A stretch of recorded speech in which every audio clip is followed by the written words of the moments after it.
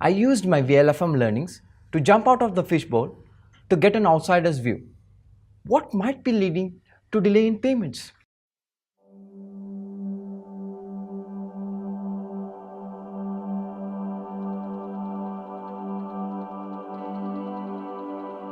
In May 2015, when I was working as an IT consultant for an IT solutions company, one day the Vice President of Finance and Accounting of largest global electronics manufacturer came to our office.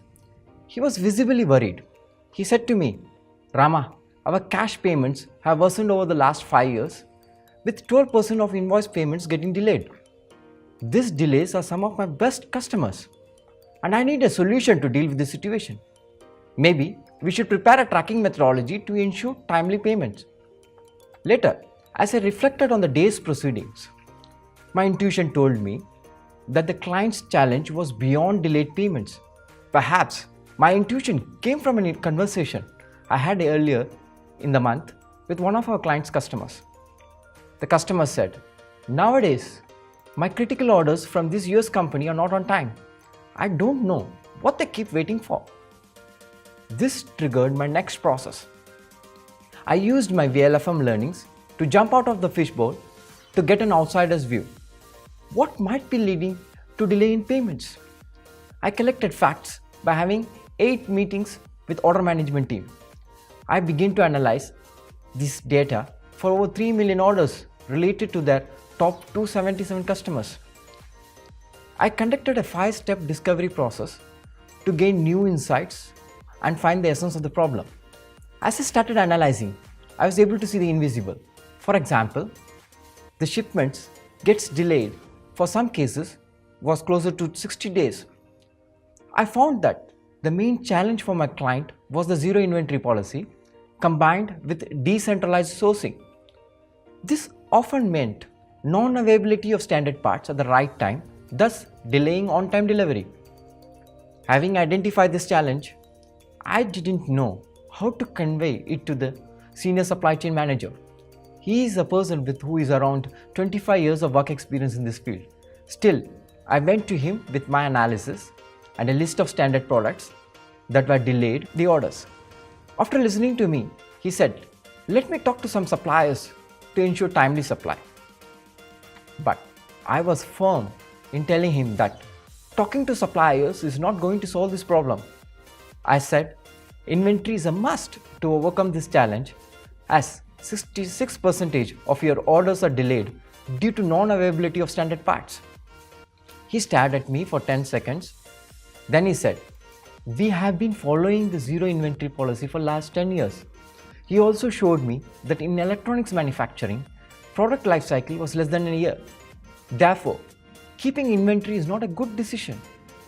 Yet, he threw a challenge at me, asking me to analyze 3 to 4 million order details for at least 3 years.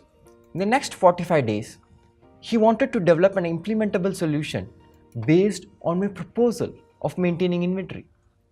This was a challenging time for me, as I had a limited knowledge of machine learning methodology, which was key to analyze the huge data. Moreover, I realized that supply chain manager was not impressed with my solution because of my limited knowledge of his industry and supply chain operations.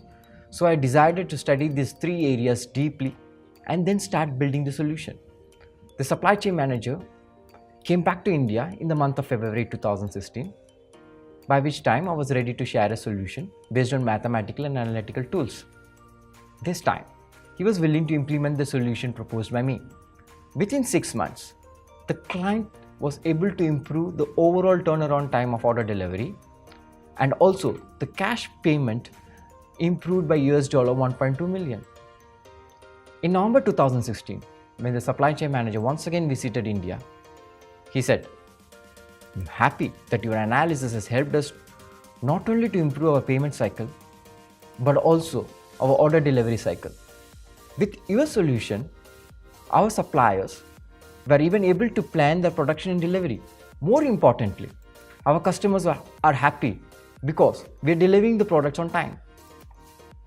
I believe that our solution was successful due to a shift in focus from a small M, that is, delayed cash payments, to a big M, that is the entire cycle from order to cash. Because of the success of this solution, we won new projects from the same client. This client itself was awarded the most exciting project of the year 2016 by the client. Although this journey, as its beginning in my intuition, I believed that intuition is a very dangerous thing. Fortunately, this time I succeeded. Next time, I may not. If I connect this journey with 3 eyes of Buddha that we learned in VLFM, I can say that one eye in this case was the client's intuition based on his insider's view.